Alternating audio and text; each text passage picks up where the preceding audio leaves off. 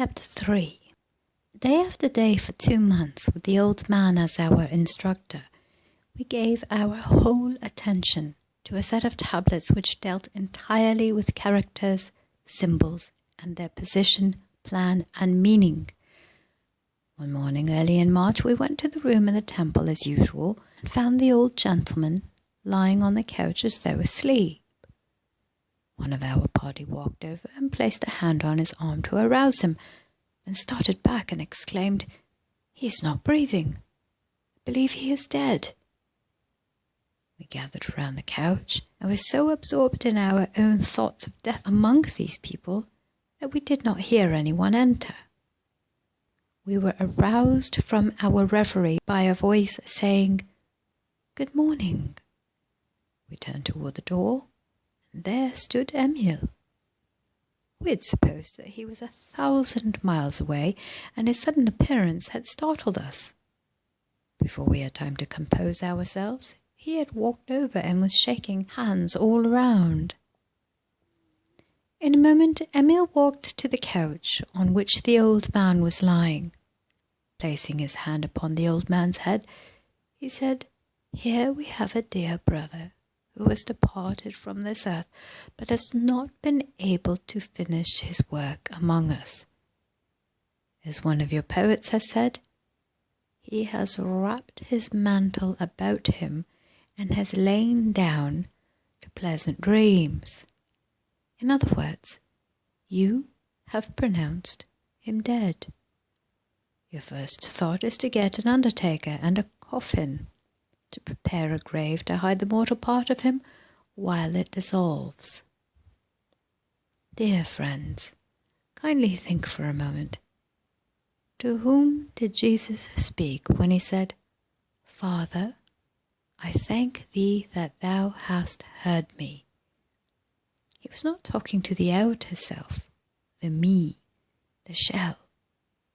He was recognizing and praising the inner self, the one infinite, the all-hearing, all-knowing, all-seeing, the great and mighty, omnipresent God. Can you not see where the eyes of Jesus were turned as he stood at the tomb of Lazarus? Did he, like you, look into that tomb and see a dead and dissolving Lazarus? While your vision was upon the dead, he held his vision upon the living, the only begotten of God. His vision was fixed upon unchangeable, eternal, omnipresent life, and that life transcends all.